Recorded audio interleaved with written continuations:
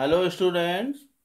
आज हम आपको YouTube के माध्यम से पढ़ाने जा रहे हैं यशोवर्मन ऑफ कन्नौज, यानी कि कन्नौज के शासक यशोवर्मन। बहुत ही महत्वपूर्ण है और इसके ऊपर टिप्पणी शॉर्ट आंसर हमेशा पूछा जाता है, इसलिए आप इसे ज़रूर ध्यान से पढ़िए और इसको याद कीजिए। टिप्पणी के रूप में शॉर्ट नोट में अवश्य आएगा।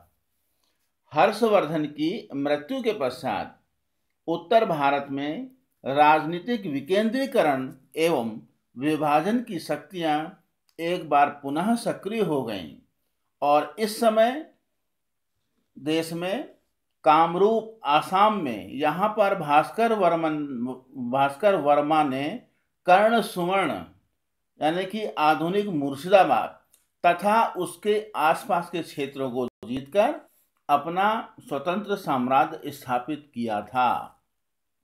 एक दूसरी तरफ मगध में हर्ष के सामंत आदित्य सेन ने अपना स्वतंत्र राज्य स्थापित कर लिया था और कश्मीर में यहाँ पर कारकोट वंश की सत्ता स्थापित हुई थी।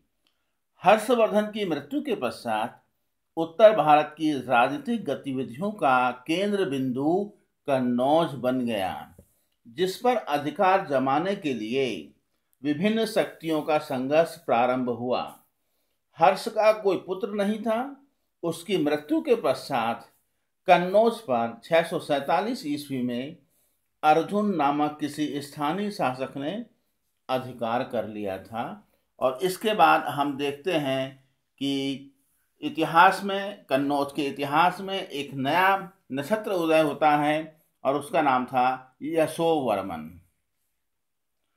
यहाँ यशोवर्मन के बारे में 647 ईस्वी में हर्ष की मृत्यु के बाद लगभग 75 वर्षों तक कन्नौज का इतिहास अंधकारमय है। इस अंधयुग की समाप्ति के पश्चात यशोवर्मन 725 से 752 ईस्वी को कन्नौज की गद्दी पर बैठा हुआ पाते हैं। इसी यशोवर्मन के दरबारी कवि वाकपति के गौड़वहो नामक प्राकृत भाषा में लिखित काव्य से जानकारी प्राप्त करते हैं।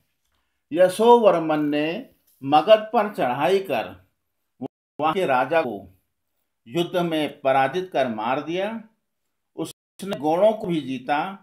इसके पश्चात उसने पारसिकों पर चढ़ाई की तथा उन्हें युद्ध में हरा दिया। मरु देश यानी कि राजस्थान का क्षेत्र और कुरुक्षेत्र होते हुए अयोध्या को जीता तथा पंजाब के कुछ भागों को भी यशोवर्मन ने जीता था। यशोवर्मन ने 731 ईस्वी में पुटासिन यानी कि बुद्धसेन को चीनी दरबार में भेजा था। सिंध जीतने के बाद अरबों ने कन्नौज की ओर एक सेना भेजी जिसे यशोवर्मन ने हरा दिया। अतः गौड़वहों के पार्शिकों से तात्पर्य सिंध के अरबों से प्रतीत होता है। कल्हड़ की राजतरंगिणी में यशोवर्मन और ललितादित्य के बीच पारस्परिक संघर्षों का उल्लेख हुआ है, जिसमें यशोवर्मन पराजित हुआ और उसका राज्य छिन्न भिन्न हो गया और उसका यानी कि वह ललितादित्य का गुणगान भी करने लगा। यशोवर्मन ने संभवतः 725 से 752 ईस्वी तक राज्य किया। यहाँ हम देखते हैं कि कन्नौज का शासक यशोवर्मन जो था, उसके गुणगान में उसके बारे में बहुत सी जानकारी मिलती है और यह जानकारी मिलती है कि यशोवर्मन विद्वानों का आश्रयदाता था। वाकपति के अतिरिक्त संस्कृत के महान नाटककार भवभूति, जो करुणा रस के आचार्य माने जाते थे, उनके दरबार में निवास करते थे। भवभूति ने 3 प्रसिद्ध नाटक, पहला है मालती माधव जो कि एक प्रणय कथा है, दूसरा उत्तर रामचरित यानी कि इसमें रामायण के उत्तर कांड की कथा है, और तीसरा महावीर चरित यानी राम के विवाह से राज्याभिषेक तक की कथा इस महावीर चरित में दी गई है। यशोवर्मन शैव मतानुयायी था उसका उत्थान और पतन उल्का की भांति था। जैन ग्रंथों में उसके पुत्र का नाम आमराज मिलता है, जिसने उसके बाद कन्नौज और ग्वालियर पर शासन किया। उसके बाद हम कन्नौज पर आयुध नामधारी राजाओं को शासन करते हुए पाते हैं।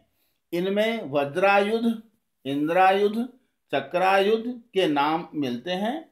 ये सभी अत्यंत निर्बल शासक थे और इसके बाद इन शासकों के बाद कन्नौज जो है वहाँ कन्नौज के लिए त्रिकोणात्मक संघर्ष भी शुरू हुआ था।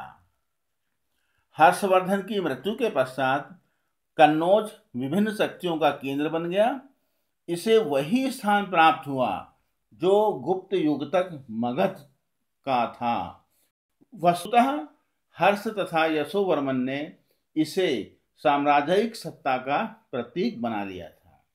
उत्तर भारत का चक्रवर्ती शासक बनने के लिए कन्नौज पर अधिकार करना आवश्यक समझा जाने लगा। कन्नौज का आर्थिक महत्व बढ़ गया। इस पर अधिकार करने से गंगा घाटी तथा इसमें उपलब्ध व्यापारिक एवं कृषि संबंधी समृद्ध साधनों पर नियंत्रण किया जा सकता था। गंगा तथा यमुना के बीच स्थित होने के कारण कन्नौज का क्षेत्र देश का सबसे अधिक उपजाऊ प्रदेश था। व्यापार वाणिज्य की दृष्टि से भी यह नगर काफी महत्वपूर्ण था, क्योंकि यहाँ से विभिन्न दिशाओं को व्यापारिक मार्ग जाते थे। कन्नौज के लिए एक मार्ग कन्नौज से प्रयाग तथा पूर्वी तट जाकर दक्षिण में काशी जाता था। दूसरा मार्ग वाराणसी और गंगा के मुहाने तक जाता था। तीसरा मार्ग पूर्व में कामरूप तथा उससे नेपाल और तिब्बत तक था। चौथा मार्ग कन्नौज से दक्षिण की ओर हुए दक्षिण तट पर स्थित वनवासी नगर में मिलता था तथा पांचवा मार्ग कन्नौज से बदान तक तथा उसके बाद गुजरात की राजधानी तक पहुंचता था। अतः इस पर अधिकार करने के लिए 8वीं शताब्दी की 3 बड़ी शक्तियों यानी कि पाल, गुर्जर प्रतिहार और राष्ट्रकूटों के बीच त्रिकोणीय संघर्ष प्रारंभ हुए।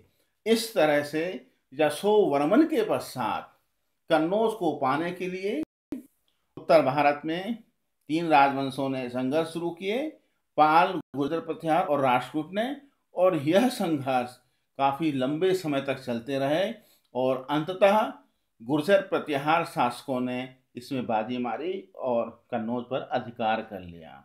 यहाँ हम देखते हैं कि यशोवर्मन इस त्रिकोणात्मक संघर्ष से पहले एक ऐसा महान शासक था जिसने 725 से 752 ईस्वी तक कन्नौज पर शासन करते हुए अपने राज्य में शांति समृद्धि प्रदान की और विद्वानों को आश्रय दिया, और उसका काल बहुत महत्वपूर्ण माना जाता है। इस तरह से प्राचीन भारतीय इतिहास में यशोवर्मन एक महान शासक कहलाया कन्नौज के लिए, और उसके बाद फिर त्रिकोणात्मक संघर्ष के द्वारा एक अलग अध्याय शुरू होता है। तो आज इतना ही यशोवर्मन के लिए। यह बहुत महत्वपूर्ण है, टिप्पणी आती है, शार्ट नोट आते हैं, आप इसको जरूर पढ़िए और इसको याद कीजिए। परीक्षा में यह यशोवर्मन के ऊपर प्रश्न जरूर आएगा, आप लोग इसको पढ़िए और नोट्स बना लीजिए। अगला चैप्टर इसके बाद हम पढ़ेंगे मौखरी के बारे में। आज के लिए इतना ही। आप लोग घर पे रहिए, पढ़ाई करते रहिए, अपनी तैयारी रखिए, स्वस्थ रहिए। Okay, bye.